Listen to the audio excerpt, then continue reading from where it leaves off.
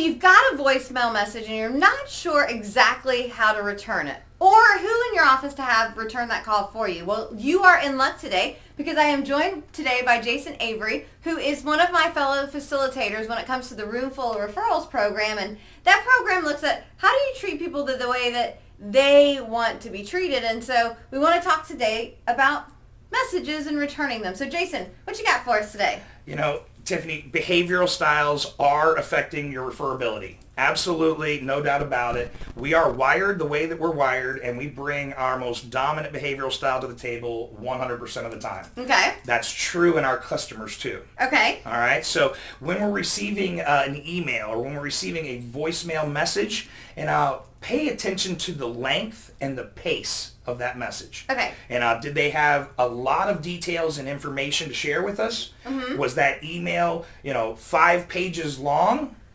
Or is this a message that was short and to the point that said, hey, looking forward to talking to you, hit me back? Gotcha. Did that email only include 1 or 2 sentences that just said, looking forward to connecting, get me back?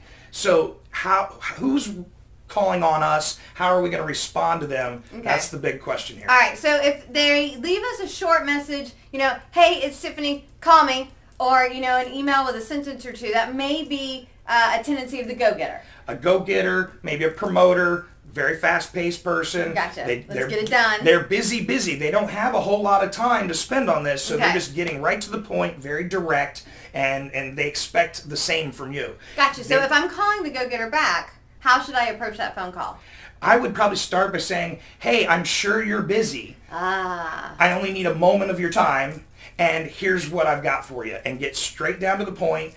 Stick with the relevant information only, and bullet points and bottom lines are what they're going to appreciate the most. Okay, got it. So that's our go-getters. Now, what if we got that very detailed email with, page numbers referenced and like everything, all the questions spelled out? That might be typical of what behavioral style? That would tend to be an examiner. Okay. Examiners want all the information. They want all the details. And so if they give you that long list of things, you better not reply with just the 1 or 2 sentences, because they're going to be a little offended and it maybe even question your credibility. Oh, gotcha. So what I would recommend is that if you don't have the time to respond right now, at least send them the couple of sentences that says, I'm tied up at the moment, but I'm going to get to all these questions for you. Here's when I'm going to get to it. Here's what information I might still need from you. And I will respond by this date and this time, but be very specific about what you're going to do. It's okay to say, I can't do it now, but you better explain when and how it's going to happen. Okay. So that gives us the task-oriented sides, the examiner, the go-getters. That leaves us with the nurturers and the promoters. How would I know that an email or a phone message, or with promoters, a text message, might be from a promoter, and how should I respond to them?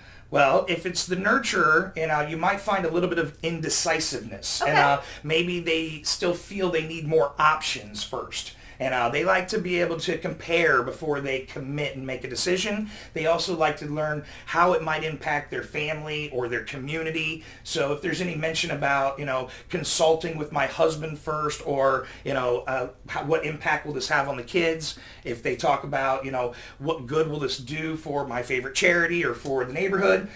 These are all clues you might have the nurturer. Gotcha. And the promoter, they're the fun-loving people. And if they're talking about having a good time, if they're using enthusiastic words like great and fantastic and lots awesome, of exclamation points awesome, and caps. Yes, exclamation points and caps are definitely a good way. Emojis would fall into the promoter category too. So, these are all just little clues and ways that you can identify what behavioral style is that person that you're communicating with, even if you're not looking them in the face. And if you know their style, then you can adapt. If you've not been to the program, you're not sure how, mirroring is a good way to start. Gotcha. You behave the way that they're behaving, and they're sure to appreciate that. Gotcha. Now, for those of you that have been through Roomful of Referrals, really quickly, Jason, because you get messages for your company, and then you actually decide which salesperson to send them to based off the message they leave you. Can you tell me super quick what that's about? So we have one of our sales team who is very go-getter promoter, very fast-paced, direct and to the point. We have one salesperson who is very nurturing and examining and likes to provide the information, take the time delivering it, go through it thoroughly.